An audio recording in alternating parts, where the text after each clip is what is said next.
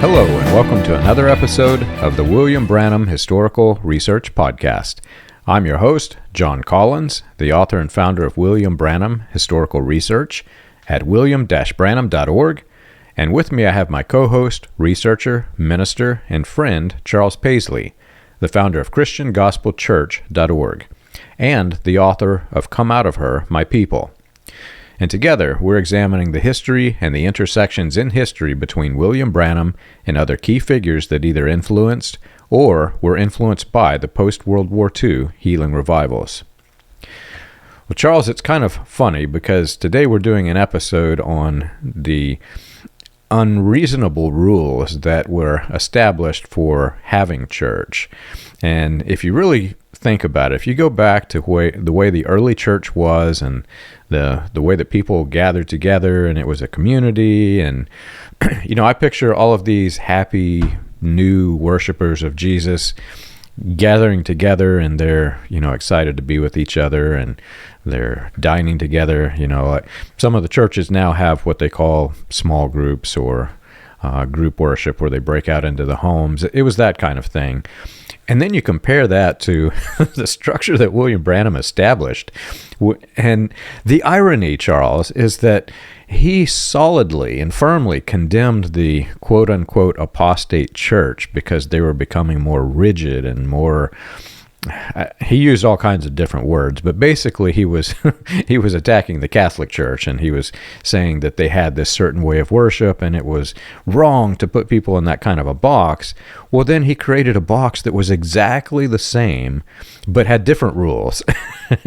And in doing so, just totally overturned Christianity in such a way that I look back at the way things were in the church then and compare it to the non-cult churches, and oh my gosh, man, it's like we had the Pope. His name was William Branham, and the rules that he established for his church were far worse than even the Catholic Church. I know, man, John. What we're going to talk about today is something we didn't really cover when we went through the main part of the historical research podcast, and it's something that in the message is generally called church order. We generally called it church order. And it's, in some ways, I would call it a unique feature to the message. It's the closest thing the message has to a constitution, I would say. The message don't have a statement of faith. It don't have a formal constitution. It don't have anything like that. This would sit in the place where a typical church would have a constitution document. And church order... I have the books right here. Look at this. Volume 1 and Volume 2. They've got the beautiful eagle on the back, of them.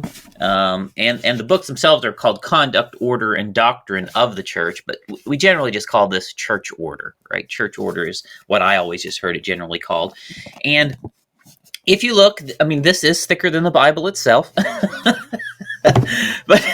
But that is essentially what would function as the constitution of the message that determined how leadership was structured, how the church was more or less organized to function, how you'd have deacons and trustees, and how the pastor would fit into it, how you'd have, it was not called a bishop in his system, it's called an overseer, but would effectively in the position of a bishop. But basically the whole outline of church governance in the Branham system and the message system is in these books, along with how to conduct your church services, how all kinds of stuff, just beginning to end, how the church would be managed and function is in these books. And we'd call it church order. Now, we wouldn't say we're an organization, right? Although we have these books that tell us how to organize ourselves. But most every sect of the message follows some or all of what's in these books. And they're very, it's an important thing in the message. And I would say it's a little bit of a unique feature of the message, the way that we pretend we don't have an organization, yet we are an organization. But otherwise, it's not typically too different from how any other church would structure just having a constitution or organizing documents. So, yeah, that's what we want to chat about today. And, John, William Branham first introduced these things. He began to introduce them in 1958. So after I'd say the earliest stages of the message had happened, and he had actually started to draw together his early cult following. And a lot of people were starting to flock to Jeffersonville. The tabernacle had grown to several hundred people by this point. That is when he introduced this church order idea, and it started in 1958. It was such an integral part of the church, man. Especially, I've been to different flavors of the message, and the larger churches, especially the ones who were led by ministers who knew William Branham, those are the most rigid, the most hardcore fundamentalist as it concerns to this constitution, as you call it, of the message.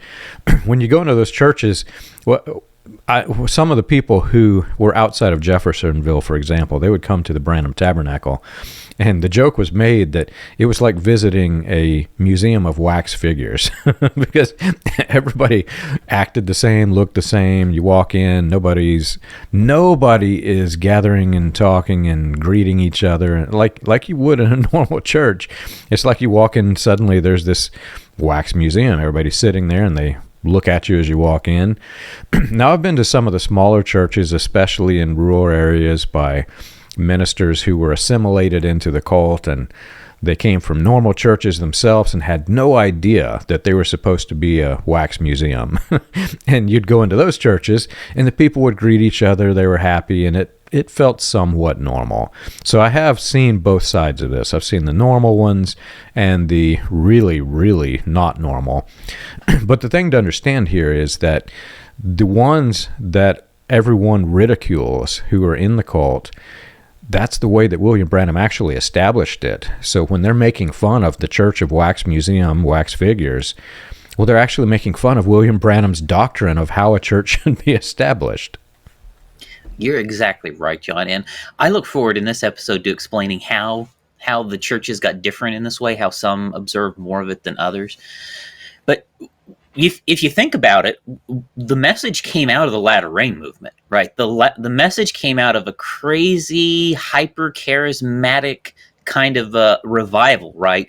At Latter Rain, I mean, people were rolling around on the floor. They were, foaming at the mouth. They were running and jumping and shouting and dancing and screaming and being slain in the spirit and speaking in tongues and prophesying. And, I don't know if our average listener has been in church services like that. I have many, many, many times. I know exactly what I'm describing.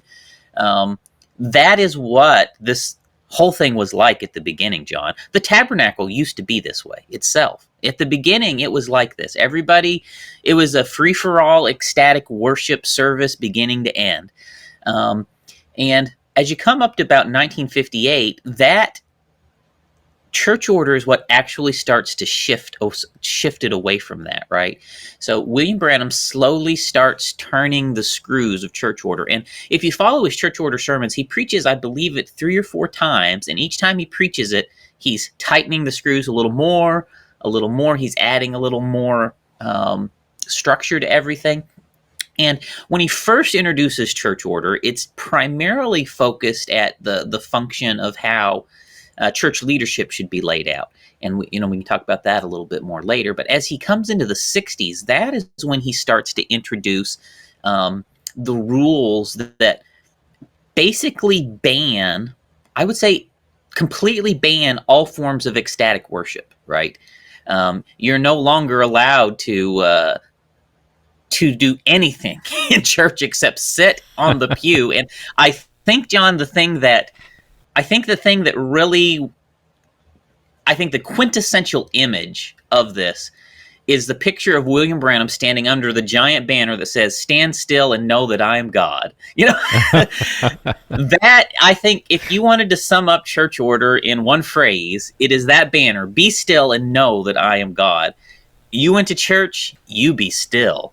And you know that you are in the presence of God. Don't you make a peep, or you're going to get thrown out of this place. And so they went from this extreme ecstatic screaming, shouting, jumping, yelling, rolling around on the floor to be still and know that I am God. This is the transition that happened through church order. It's crazy, man. And not just be still and know that I am God. Be still and know that God will smite you dead if you disobey. I mean, we've looked at like the man from Windsor and things like that. He was more projecting the image of a sorcerer than he was either a prophet or apostle, which is kind of odd.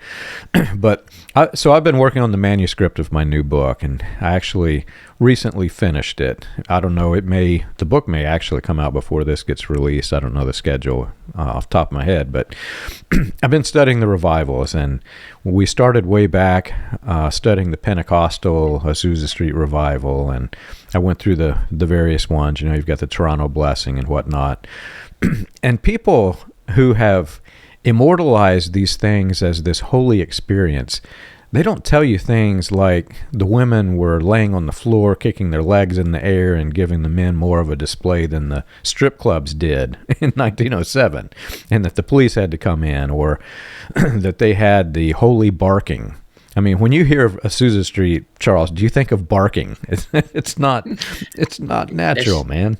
They spoke with the tongue of men and angels and dogs. And dogs. Well, I was looking at, I think it might be is either the Toronto Blessing or the events leading up to it, and I think it was John Wimber, but I'd have to go back and look. But anyway, this significant religious figure who is in the development of the NAR, when he got his experience, it was the holy laughter, and that started long back. They had holy laughter back, was it A.B. Simpson or one of the guys, before even Azusa Street was introducing holy laughter. And the quote directly from the guy was, and then I was laughing in the spirit, and the guy next to me, two people next to me, were having holy oinking like a pig. And I'm like, what in the world is this mess? So in Branham's defense, this thing was getting out of hand. So you had this wild and crazy movement that, again, the NAR immortalizes as a movement by God, and you've got people in it that are oinking like pigs. That's how weird this is. So William Branham comes in, and he realizes that this is ridiculous, and so he wants to an established set of rules. But what he did, Charles, if you compare it to parents who are parenting their children, and the children get a little unruly, rather than telling them, calm down, act normal, act right, because we're in a church setting, it's as though he poured concrete around the kids where they can't move. They can't do anything. So he took it from one extreme, oinking like a pig, to let's become wax figures and let's not do anything. I know, and it is something else, John, this church order business. And the way you're describing it there is pretty good. The stories that come down from the old timers about this is that there was a whole lot of personal prophecy going on in all of this, John. And I think there's another angle to this we got to consider too. There was a whole lot of personal prophecy also happening at the Branham Tabernacle, right? So when William Branham was out of town doing the revival shtick, well, guess what? There was other preachers at the Branham Tabernacle having services still, right? They were still giving prophecies to people. They were still practicing all of this stuff while William Branham wasn't there. I don't wonder a little bit if William Branham wasn't a little bit jealous, John, that he wasn't the only one giving these people prophecies anymore, right? And Orman Neville, who became his assistant pastor, was a prolific prophesier from everything I've ever heard. He was always giving people prophecies, right? And people would come for prophecies. And I think William Branham might have been a little jealous because, hey, he was the dispenser of private interviews, right? He's the dispenser of prophecies. And now these people are going to other people while he's out of town. He can't be having that. I think that is a possible angle to this, John. And I don't know if you know this or not. And I actually have some of this documented in my book with quotes from the different people involved. Right about that same time, William Branham privately confronted Orman Neville and told him he was not allowed to give people prophecies anymore at the church. So it's not, I think, simply that he is just shutting down ecstatic worship, but he's also shutting down anybody else from competing with him with his cult on the inside. That's also part of what's happening, I think. Because when he comes back to the Branham Tabernacle, guess what? You can have prophecies when he's there, right? He's doing it, right? When he's there, you can do it. When he's not there, you can't do it. That's how it kind of, a lot of it shook out, because he kind of just went across the board and just shut all of this stuff down. And the way he did it is, and part of the rationale, I'll say this, part of the rationale when they did it is they said there was this craziness going on. There was people rolling around on the floors and running and shouting and jumping and screaming, and they were doing it, and they were even doing it during the church services while the preacher was preaching, right? And that is what he used to lock it down, right? It's like, well, you guys are doing this during the sermons, so I'm going to have to lock it down because you guys can't stop doing this during the sermons. Now, from what I understand, John, is that was all a bit exaggerated. And there was really only a couple people that were doing it during the sermons, right? But rather than deal with the couple people who were doing it during the sermons, William Branham wrote church order. This massive thing because of two people who like to speak in tongues while the preacher was preaching. So that was his rationale for this. But he did so much more than just lock that stuff down. This is, John, I would say, the initial foray into the behavioral controls of the cult right here. This is when the framework of behavioral control began in the cult.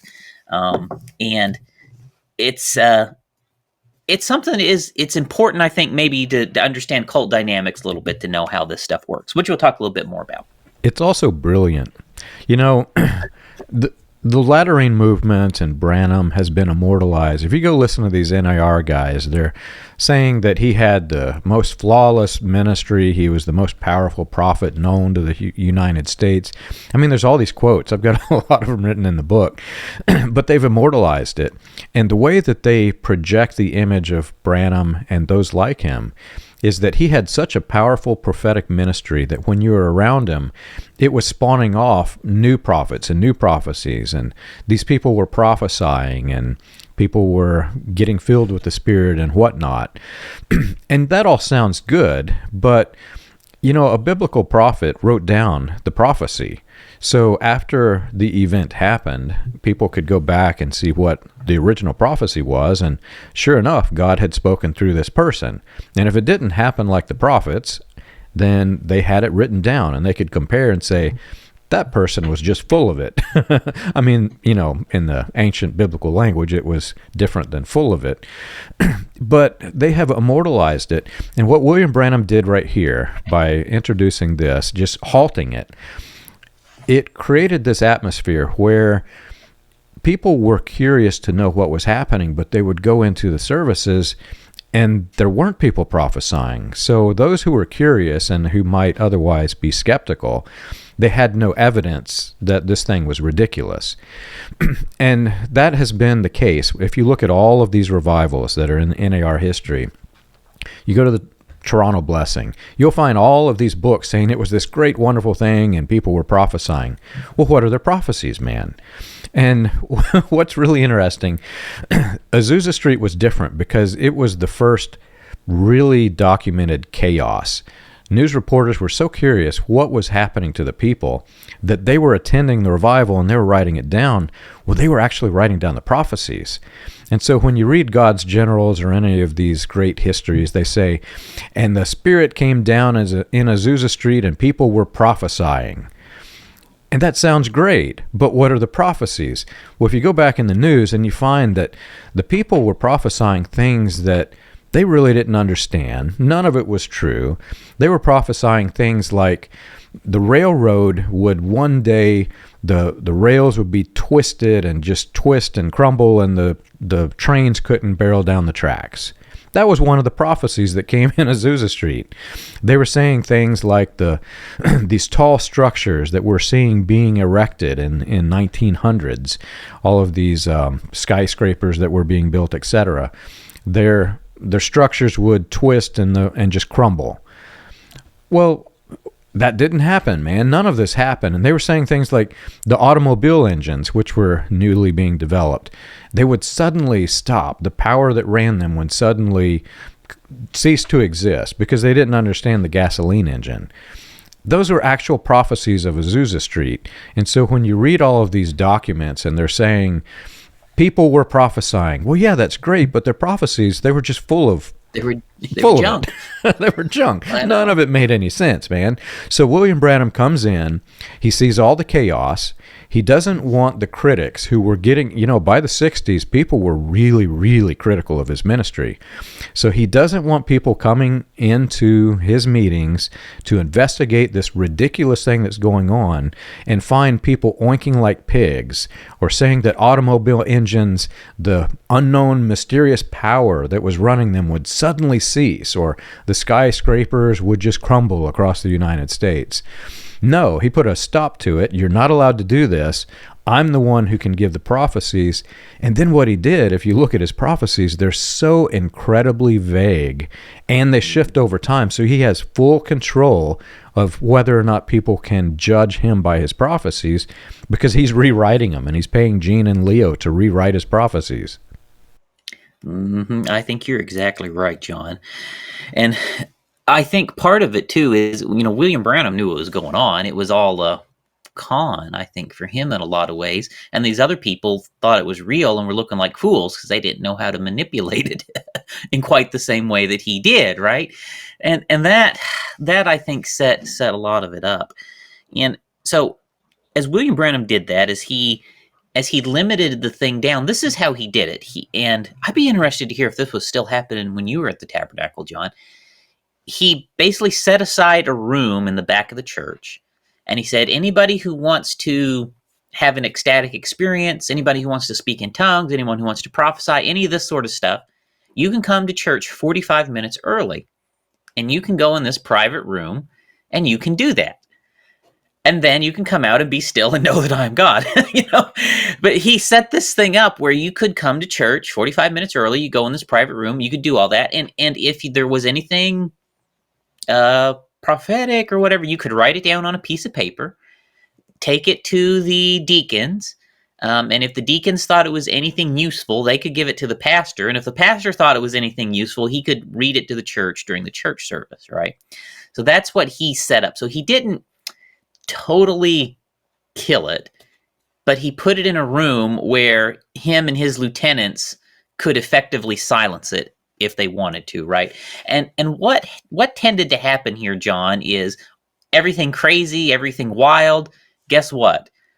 Those pieces of paper just got crumpled up and put in the trash, right? But the ones that serve the purpose, right? The ones that make the leader look good, the ones that they want to use for their propaganda, whatever, those ones come out. And you'll hear about that occasionally in these churches. Oh, so-and-so had this experience in the back room, and this prophecy came forth, and it proves that, yes, I'm God's servant to you. You'll hear it like that, right? But that's generally all it's used for in the churches that observe this practice. They will basically cherry pick. They can kind of repackage and tweak whatever is said, and then the preacher can use it to help set up whatever he's trying to set up at the moment. Chino Ross and I have been going through the similarities between the Branham cult and examining the full history of Hobart Freeman, because Hobart Freeman was, if you look at his ministry, he was almost a direct clone of William Branham's message, and also cloning Dowie, who was really the framework for all of this. And we came to this sudden conclusion during, I can't remember, it was either the last episode we recorded or the one before it, but we came to the conclusion that what happened in this movement was a real irony, because it started touting that there would be this return of the fivefold ministry. You'd have apostles, prophets, pastors, teachers, and evangelists that would rise on the scene because we're in the end of days and God's going to pour out a new book of Acts on the earth. And then what happened was, after all of the men started claiming these wonderful offices and became authoritarian controllers of whatever was their sect, they all got mad at each other. And they all wanted to be the one because the fivefold ministry, let's face it, it is an authoritarian structure in the way it was presented in latter rain. And it was designed so that a narcissist could control in a pyramid structure with the apostle at the top and the prophet. And then once everybody started doing this and they realized, wait a minute, I have lost control, my authoritarian control of this. You guys aren't allowed to do this. So if you really think about what's happening with this conduct order doctrine, or, we called it church order, what William Branham is trying to do is undermine the fivefold ministry. And then it gets even more curious because after he dies, not a single church, Charles, not one, adopts this fivefold ministry structure. In fact, if a person claims to be a prophet, they're chastised in the message and most of its splinter groups until you get into the NAR.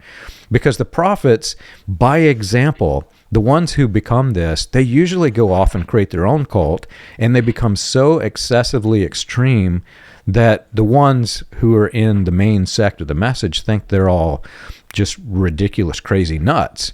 And so they don't want any prophets. They certainly don't want any apostles, because William Branham has to be the apostle. So they've undermined the apostle, they've limited the prophet, and then all you're left with are evangelists and teachers. And the pyramid structure that was created, they've shifted it back to Branham. And this whole structure that was created and came after Branham died is a result of this book, which fully undermines the fivefold ministry. So what you're describing there is so interesting, John. I want to dive more into that, because when William Branham died, the only church that was observing church order in the message was the Tabernacle. There were about 35 churches at that point. The Tabernacle was the only church that actually observed church order. The other 34-ish plus did not. And there was actually an attempt in the other churches to establish fivefold ministry, and they were still doing all of these ecstatic worship styles and everything at the time William Branham died. And this is actually one of the main divisions that happened in the early message community, was over this stuff. And what you have happen is that when William Branham originally preaches all these conduct order doctrine stuff, he tells everybody, this is for the tabernacle only. This is for the tabernacle only. You don't got to do it in any of your other churches. And so that's such a situation where the other ministers can still kind of accept it, because you got to remember that whole restoration of the gifts of the Spirit, that establishing a fivefold ministry, those ecstatic experiences, that was central to the latter rain movement, right? And he could not say, hey, everybody, you got to stop all this everywhere. They would have kicked him out, right? They would have ran him in the ground. So he just says, it's for my church only. And I'm telling you, he spun it. The way he spun it to the other preachers is, I'm doing this to correct an over hyper people at my own church. That's how he spun it. Like, that's how he told it to Raymond Jackson. That's how he told it to the other ministers. I'm just doing this just for my church. And so that's what he did. And all of the other churches of the early message community continued fivefold ministry and continued hyper charismatic practices. And this actually, he got some pushback even from the people in the Tabernacle congregation. So the people who didn't like it when he put this in, guess where they started coming to church, John? They started coming to my church up the street. So the people who still wanted to practice all of this charismatic, hyper charismatic type stuff, still wanted the fivefold ministry, all of that, they stayed in the message, and they just moved to the nearest message church that still allowed them to do all of those things. This is actually how my church picked up a lot of the early Tabernacle congregation, John, is when William Branham did this.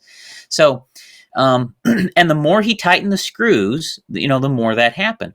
And so as this is taking shape in the early message community, you have two factions that exist that are, after William Branham dies, is going to end up creating their first two sects of the message. And church order here is one of the big dividing lines between the early two sects of the message. So you've got the one sect, which stays far more latter rain oriented, fivefold ministry, lots of ecstatic experience, lots of prophecy and speaking in tongues and gifts of the Spirit. And the Tabernacle, which the truth is, what William Branham does when he introduces this is he sets up the main sect of the message to essentially become cessationist when he leaves, right? That's the truth. So the message, the central part of the message, the main sect of the message, are almost cessationists in one sense of the word, right? But not like a traditional cessationist that says, well, it all stopped with the apostles. No, they say, no, it all stopped with William Branham. And, right? Because when William Branham came and he had all of the stuff that he did, right? There's no more prophecies here, there's no more, all of this stuff now is subdued. We don't need no more apostles. We don't need no more prophets. The perfect has came, right? That's what they'll say. We have the perfect message. We no longer need more. And so the central sect of the message is, I would say, a semi-cessationist group, but not that it stopped with the apostles. It stopped with William Branham. Their cessation stops at William Branham. And what you had happen, John, is after William Branham died, you had a number of ministers. Earl Martin, I'm sure you've probably heard of Earl Martin, the Martin brothers. They kind of spearheaded an effort to expand church order to all the other message churches. And after William Branham died, they picked it up. It got picked up by Perry Green. A lot of the churches in the South picked it up. And you basically see this split where half the churches in the early message community adopt church order, and the other half say, no, William Branham says that's only for the tabernacle. We don't want church order. And this is one of the parts of the fissures that divides the early message community into two halves after William Branham dies. It's fascinating, isn't it? Have you ever wondered how the Pentecostal movement started, or how the progression of modern Pentecostalism transitioned through the latter rain, charismatic, and other fringe movements into the new Apostolic Reformation? You can learn this and more on William Branham Historical Research's website, william-branham.org. On the books page of the website, you can find the compiled research of John Collins, Charles Paisley, Stephen Montgomery, John McKinnon, and others, with links to the paper, audio, and digital versions of each book. You can also find resources and documentation on various people and topics related to those movements. If you want to contribute to the cause, you can support the podcast by clicking the Contribute button at the top. And as always, be sure to like and subscribe to the audio or video version that you're listening to or watching. On behalf of William Branham Historical Research, we want to thank you for your support. It is fascinating, and here's where it gets interesting.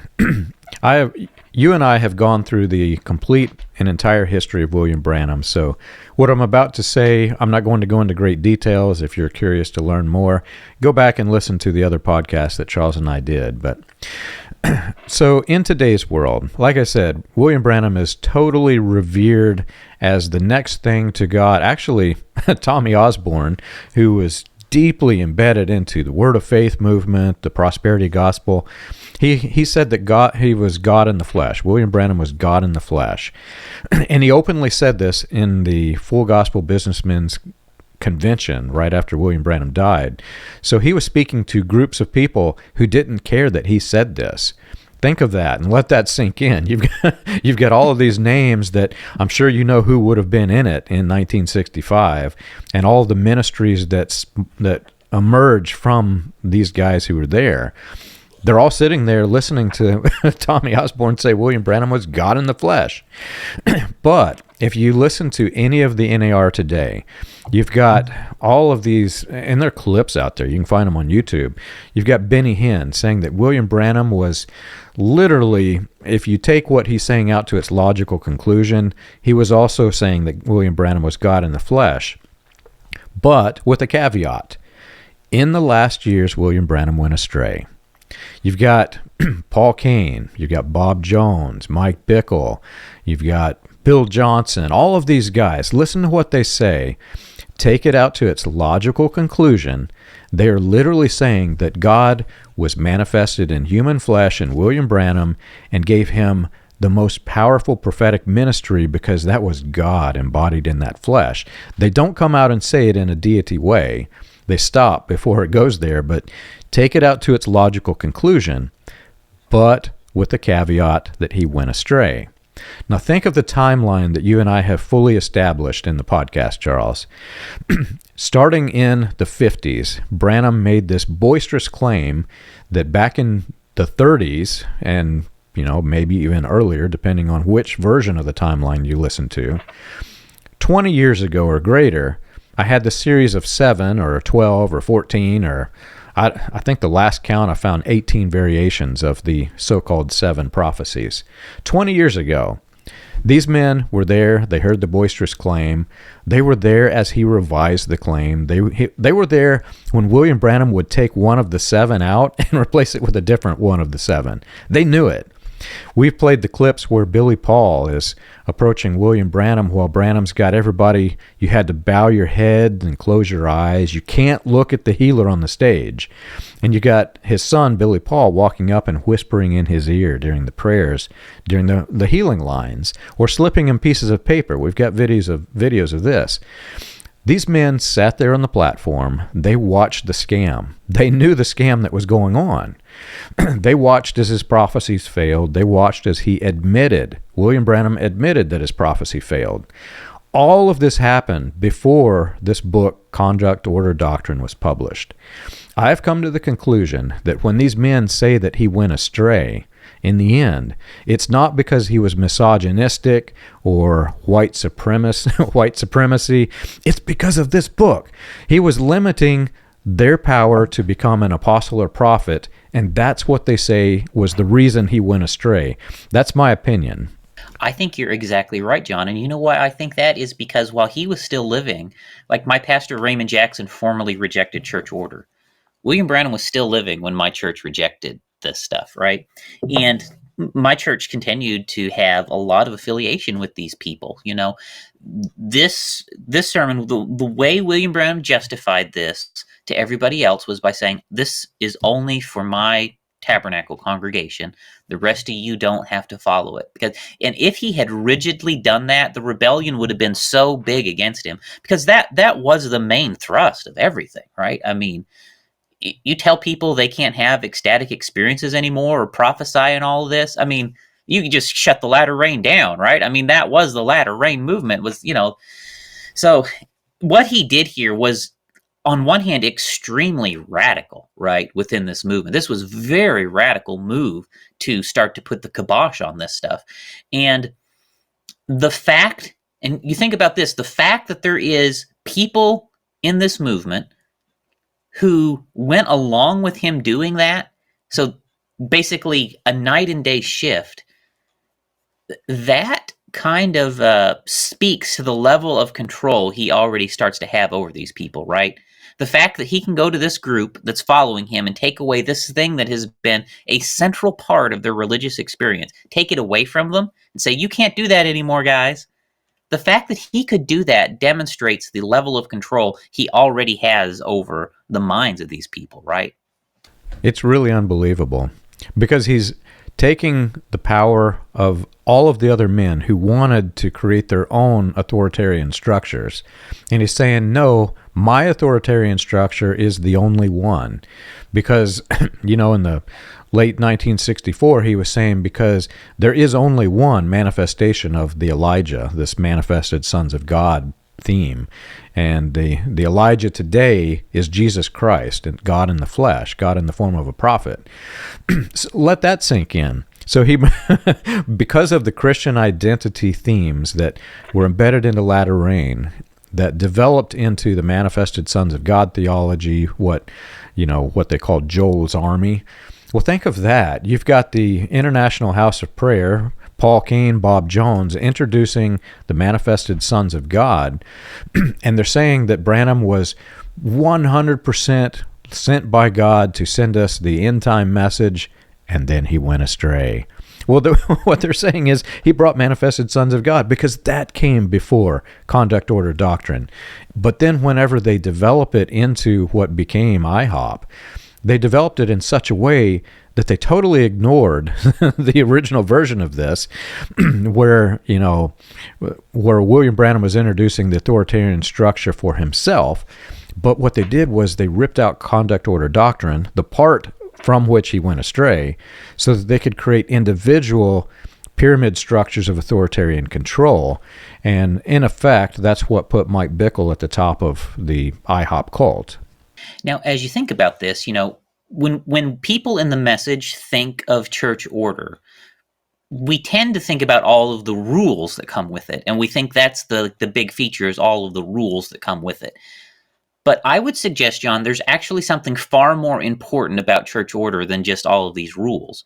So William Branham has made all these rules, the things you can and cannot do.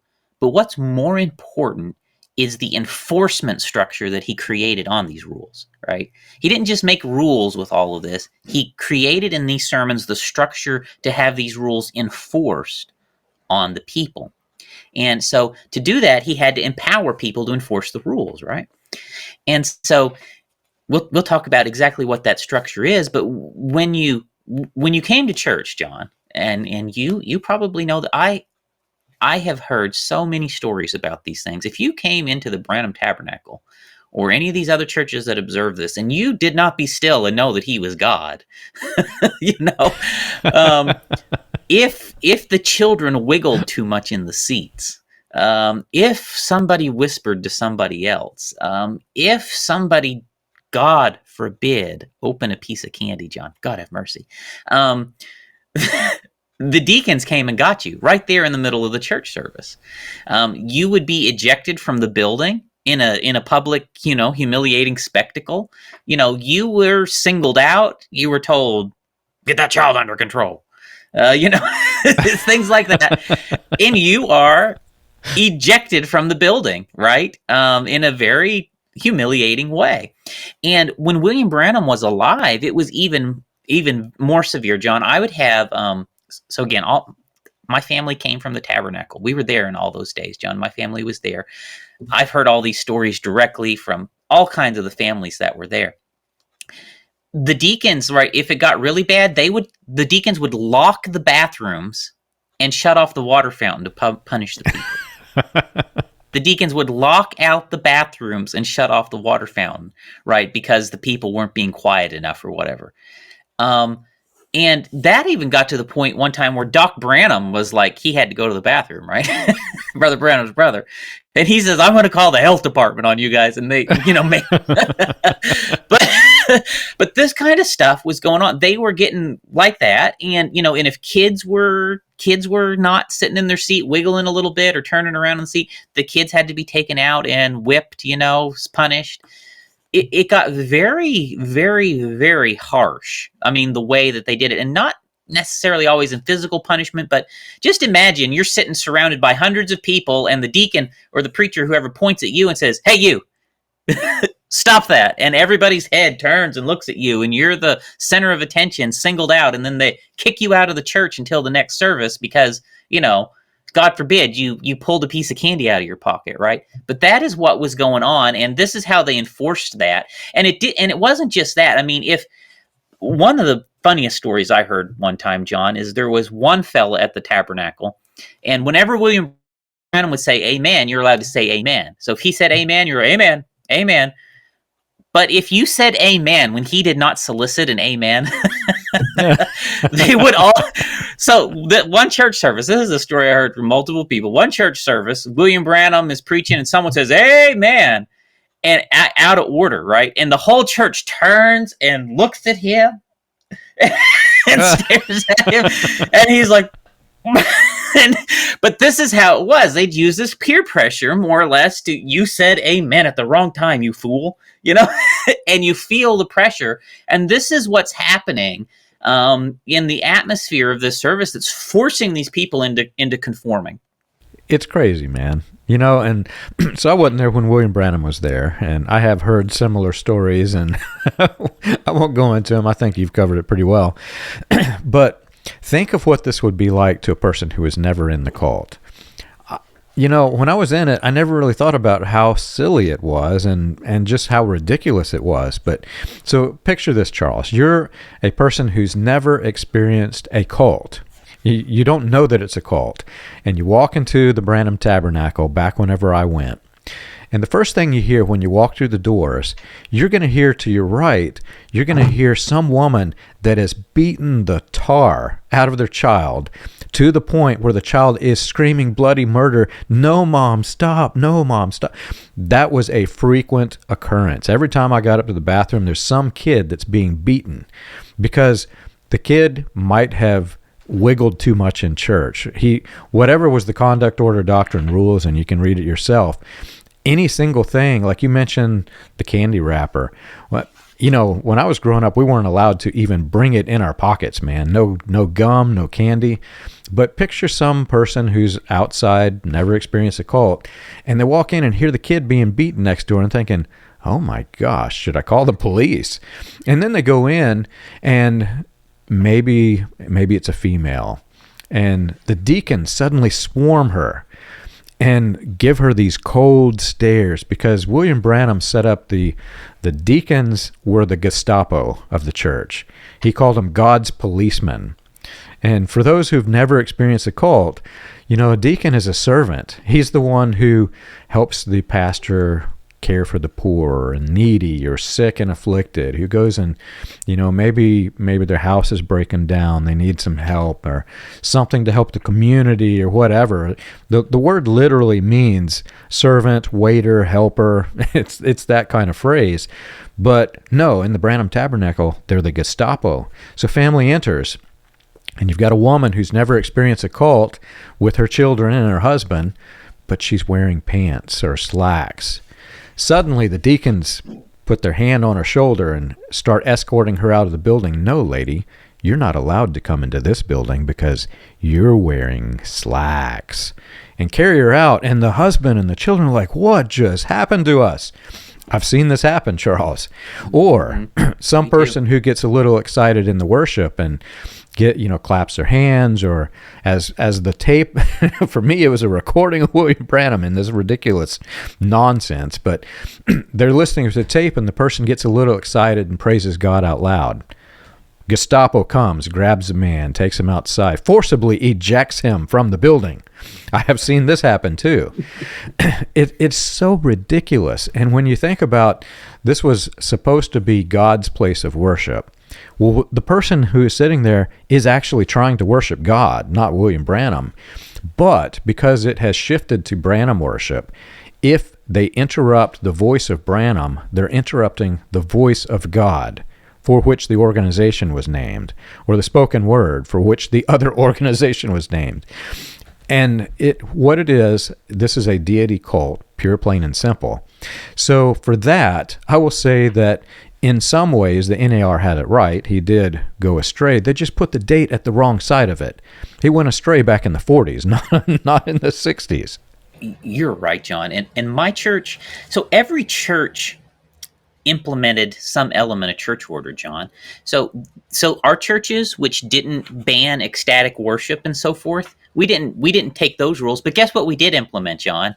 We implemented the deacons and all of this other stuff, having all this power. Oh yeah, we definitely did, right? So, every message church at least implemented those aspects of church order, the aspects that give this incredible power to the leaders in this really dramatic way. And I want to talk about that some more too.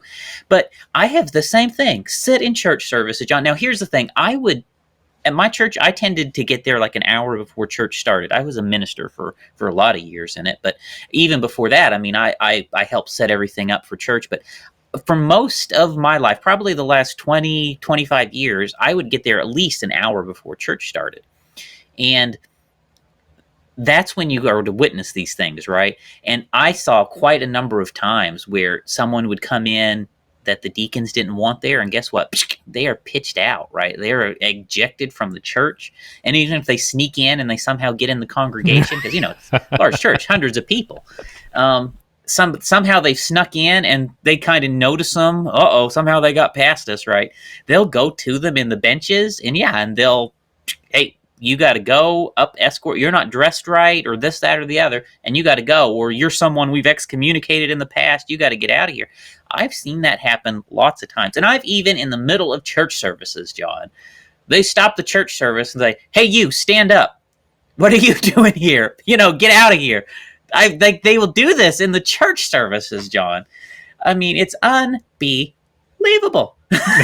You look back, but when you're in there, you're like, yeah, get rid of them. They deserve, like, everybody's like, yeah, how dare they come to church? How dare this happen? How dare they disobey the pastor? You're in there, you're like all for it, but oh my goodness, John, looking back now, like, what in the world were we doing? What were we thinking, John? I mean, it's crazy. It's crazy. I don't think that with his wonderful imagination that Stephen King could even come up with a church designed like this, where the people are so demon-possessed that they eject people out of the church for wearing slacks or for praising God. I don't think Stephen King could even come up with this in his mind, but that's what we had. We had the church from hell. I mean, pure, plain, and simple. It was the church from hell. I know. So this is the start. If you want to put on the bite model, John, this is the start of the enforcement mechanisms on behavioral control in the message when William Branham made these things. Which is why in my book I got a whole big section on these, because this is such an important thing. This is when William Branham created the enforcement mechanisms on behavioral control in the cult, in the message cult. And so what he did, I want to just talk about that structure a little bit, John, because he didn't just introduce all these rules, but he created a structure to enforce it. And at the same time that he's creating this structure to enforce it, this is the same time that he's unrolling the Man from Windsor story. He's unrolling all of these stories that if you question the authority, you are going to be cursed with cancer. You are going to be cursed with paralysis. You might drop dead before you get out of the church. How dare you not listen to the preacher? God is going to curse you with the most horrendous things you can imagine. This is when those stories start rolling out. They are rolling out alongside of these enforcement mechanisms and everything that's happening as he creates church order, right? And these things are not a coincidence, right? He's doing all of this together. And so the first thing he does, John, and I think this is incredibly clever. So, and this is, I think this might be a little bit unique to the message. I'm not really aware of any other church, John, that is structured the way the message churches are. I have not encountered it. I have not saw it anywhere else in anything I look. William Branham basically broke everything up so you have these independent factions. So he took the deacons, and he made the deacons more or less this independent police force that reported directly to him. They don't report to the assistant pastor. They didn't report to Orman Neville. They don't report to the trustees. They report to but they report directly to him. Okay? And in this, as we go through it, William Branham's not really putting himself into the pastor position in here. What he does is he creates a bishop position that he calls the overseer. And he puts himself into the overseer position.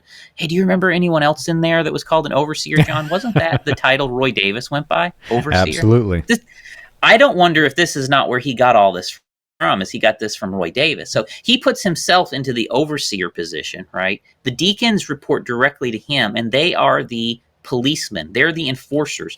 And it's their job to, if he's not in town, right, it's their job to ignore the pastor and to ignore the trustees and to enforce the rules at any cost. Yeah, that history, which we covered again, back in the other podcasts that we have done, but this was a cult that was generated from the second in command of the Ku Klux Klan. Pure, plain, and simple. William Branham was appointed as a bishop, Roy Davis the general overseer, and we have, I can't remember the date, Charles, but it's like 1951-ish. William Branham is still admitting that he's holding revivals. It's advertised in the newspaper, actually, as holding revivals as the Pentecostal Baptist sect. So I think you're right. I think all of this probably came from Roy Davis. So he sets the deacons up as this independent group that reports directly to him to enforce everything. He then sets up the trustees as just being over the finances. So the trustees have oversight of the finances, and these are the ones that are legally responsible to the state, the trustees. So the deacons don't have control of the money. They just have control of enforcing all of his rules. The trustees have control of the money, but they don't have any enforcement power, okay? And he sets himself up as the treasurer, right? So he's actually the one with the control of all of the money. And you can miss this if you don't listen to his sermons carefully, but William Branham was the treasurer. He was the treasurer of the church. So the trustees had oversight of the money, and they were supposed to have these certain responsibilities towards the treasurer, but William Branham was himself the treasurer. And you see this in most all of these groups. The preacher himself, the overseer, tends to also be the treasurer, or someone like his wife or his son or his daughter, right, is the treasurer. So they always keep, they're the head that the deacons are reporting to, and then they keep all of the money very close to them. So that's really important to catch, that he did that too. The other thing that he did is that he basically totally disempowered the real pastor of the church. So at this point in time, William Branham was not actually the pastor of the Branham Tabernacle. The pastor, at this point in 1958, was Orman Neville. Orman Neville was actually the official pastor of the church, and William Branham had left for some years as he was doing all of his revival stuff. And what he did, though, is as he created the structure, he basically made the position of pastor at the tabernacle, which really more like assistant pastor, a totally powerless position. They had no power. They couldn't control the deacons. They couldn't control the trustees. The trustees and the deacons reported directly to him as the overseer, right? And now you've got this pastor who really his only job is to get in there and preach, on Sunday, right? And that's it. But no real control in the church in any other way. And that basically allowed him to control everything, even though he was no longer the pastor of Branham Tabernacle. And what he does is he actually personally owns all the property of the church, right? And he is still the one in a position of power over all of this thing, even though he's kind of set up Orman Neville as a figurehead at this stage. And he also does this other thing, John, where they have elections, I think roughly every year at the tabernacle, to elect all the people into their positions, right? This is another important thing to catch. So it appears, right, on the surface that William Branham implements this congregationalist model where the congregation is electing the deacons and electing the pastor and electing the trustees, right? That's what it looks like. But not really. Because the slate of candidates, your options to choose from are picked by Branham, right? Branham gets to pick the people you get to vote for in this thing, right? It's like somebody just can't come say, hey, I want to be pastor, I want to be trustee. No, they have to get Branham's blessing, and they have to get his permission to be an election candidate. You could put it like that. And so he's basically puts himself in the position of total control, and he gives it this veneer, this appearance that it's a congregational, that it's kind of democratic, that you're kind of electing your people, but really it's all the people that he chose and gave you an option to vote for, right? It's kind of a fraud mock election, right, to get all these people into their positions. And ultimately, everyone serves at his pleasure. He also sets it up so that he can dismiss any person at any time in his position, right? Everybody holds their position at his leisure and his pleasure. So anybody can go at any time. You got your position because he let you stand for election. The deacons report directly to him, the trustees report directly to him, and the minister doing the preaching, it really has no power. This is the structure that he created. And the thing that's not said in any of these books, I know this because my family's at the top of this, not everybody's vote counted, Charles. You had people who, if there was some sort of a weird rule that William Branham established, that if they were not considered in regular attendance, quote unquote regular attendance, then their vote wouldn't be counted. But they didn't stop it when the person was submitting their vote. They just silently removed it from the basket. So he had the power of going even further than this. If they felt like this person wasn't going to vote in favor of whoever he chose, he could pull their vote out and say, well, you weren't in regular attendance. And, the whole thing from start to finish is just a scam so that the scam artist can continue scamming the people. If you think about this structure that William Branham created, where you have a powerless pastor, the deacons report straight to the overseer, the trustees report straight to the overseer, William Branham created a framework which would allow him to make as many churches as he wanted with a powerless figurehead pastor, where he as the overseer actually held all the power in the church. John, I think that's exactly what he was creating, right? And it wasn't until you get into 1962 or 3 that it really finally takes this full form that I'm describing. You got to go through all the church order sermons and you can see how he evolves it over time. But by the time you get to that stage of his death, he's created this framework where you have these powerless figurehead preachers who are actually the church, but the churches are really controlled by the deacons and the trustees. That's really what he set up. And the deacons and trustees reported to him, not to the pastor of the church. And what happened after he died is most of the churches that implemented this, well, guess what? William Branham is dead, right? And the pastors put themselves into what William Branham called the overseer position, okay? So they take the overseer position, right? And they tend to call that the pastor now. And then the position that he created that was this powerless figurehead is more like your assistant pastor. And so this is what William Branham set up. And most of the people are putting themselves into his bishop, overseer, pastor today in the message in the pastor. They're putting themselves into that position, and then they have control of the deacons and they have control over the trustees in that way. And this, John, is the very widely implemented structure of message governance. Almost every message church I have ever known or heard of is governed in this way. The leader at the top, of the preacher at the top, is absolutely authoritarian. Every position in the church serves at his pleasure. They got their position because he more or less let them have it, and he can get rid of them anytime they do something he don't like. And he has this power to enforce whatever he wants on anyone in the congregation at any time he wants, right? This is the mechanism of control that message preachers have and use, and it all derives from William Branham's church order sermons. It's crazy when you think about it, Charles. So to sum this episode up, William Branham created and helped create the framework for establishing authoritarian cults. And when men and women began to use that structure and created their own authoritarian cults, William Branham wanted to reel back and say, no, I have the only authoritarian cult. You will submit to my leadership. And then touted himself as this quote-unquote end-time messenger, the one who's bringing the church back to the truth, the hearts of the fathers, hearts of the children to the fathers, etc. And what he essentially did was he took all of the bad aspects that Martin Luther left the Catholic Church for. You had men who were predators against children. You had men who were worshiping William Branham, and women who were worshiping William Branham as God in the flesh.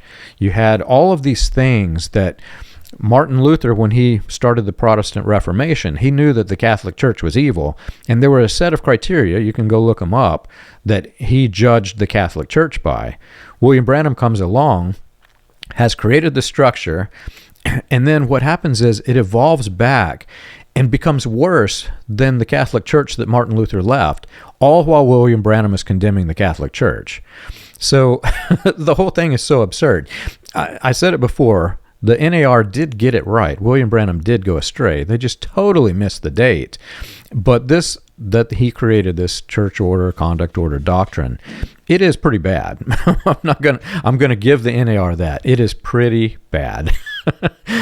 So if you've enjoyed our show and you want more information, you can check us out on the web. You can find us at william-branham.org and christiangospelchurch.org. For an overview of the historical research of William Branham and the healing revivals, read Preacher Behind the White Hoods, a critical examination of William Branham and his message, available on Amazon, Kindle, and Audible.